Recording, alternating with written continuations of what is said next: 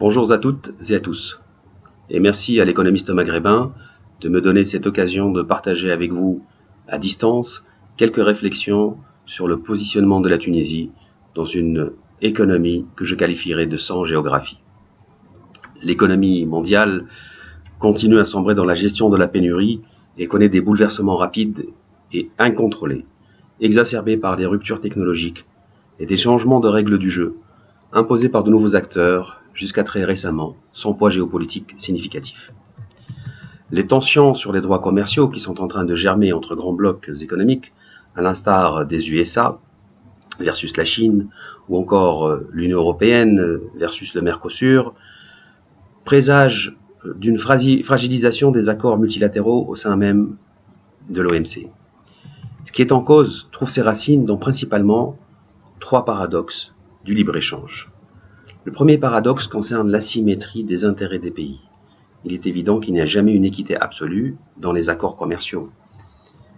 Le deuxième paradoxe concernerait la prévalence théorique du droit international sur le droit local, ce qui revient un petit peu à dire que l'État qui signe des accords internationaux est moins souverain sur son propre territoire.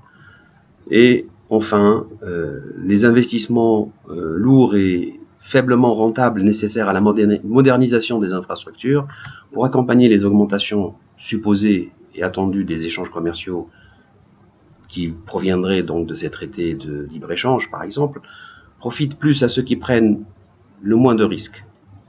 Tout cela affecte la solidité des accords dans le temps. Alors une intégration régionale, oui, mais à quel prix ? Les notions de souveraineté, de droit et de pouvoir territorial restent marquées par l'ancienne école de pensée, alors que les frontières érigées entre dedans et dehors, locales et globales, ont de moins en moins de sens à l'ère du numérique. La souveraineté n'est plus une question de géographie, mais plutôt de capacité technologique, de propriété intellectuelle et de contrôle sur les flux de données. Beaucoup d'accords régionaux se contentent malheureusement de fluidifier un tant soit peu les échanges transfrontaliers en rapprochant les protocoles de communication au niveau de data et en réduisant les obstacles réglementaires et douaniers à l'intérieur de leur marché.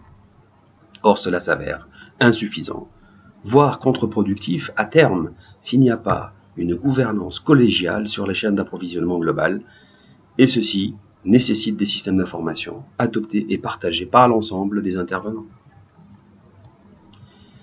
Le temps des grandes compagnies de commerce operculées à des places de marché, contrôlées par des États, est révolu.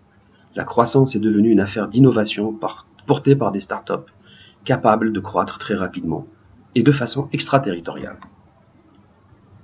La conquête des marchés se fait désormais d'une manière duale, par voie physique et par voie numérique.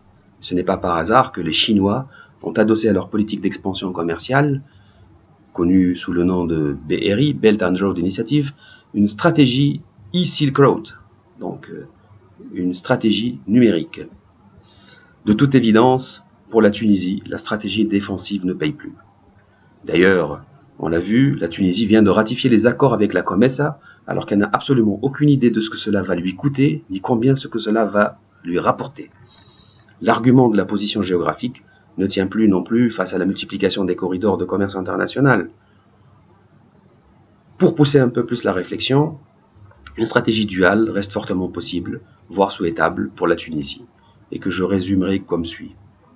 Asseoir d'une part un hub logistico-industriel connecté aux routes de commerce, aux routes du commerce mondial, une sorte de caravansérail pour les chaînes de valeur mondiales, pour capter le plus de flux possible, induits par les traités et par la croissance mondiale.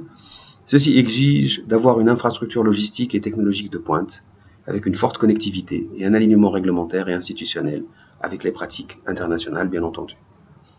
D'autre part, lancer le hub technologique régional connecté aux plateformes d'innovation internationales.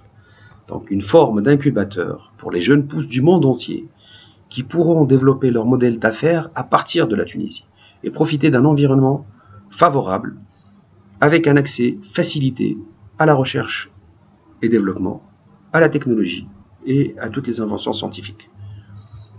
La Tunisie peut se prévaloir d'une capacité justement dans ce domaine-là. Alors ce double positionnement devra être nécessairement convergent en ciblant des chaînes de valeur spécifiques, à même de focaliser l'effort d'investissement et valoriser la R&D locale pour porter une croissance durable basée sur des atouts intrinsèques. Pour ce faire, la Tunisie aura à mettre en œuvre des réformes qui consolideraient son attractivité et sa capacité à tirer profit des échanges commerciaux mondiaux. Ceci reposera de toute façon sur un travail de fond qui ne peut être achevé que par la mise en place d'une nouvelle génération d'institutions économiques plus inclusives, appuyées par un état de droit universel, connecté et étendu, affichant une réglementation claire et lisible pour tous, voire même dans toutes les langues, avec un système financier performant et ouvert à la crypto-économie, une fiscalité simple et un droit du travail adapté à l'économie du savoir.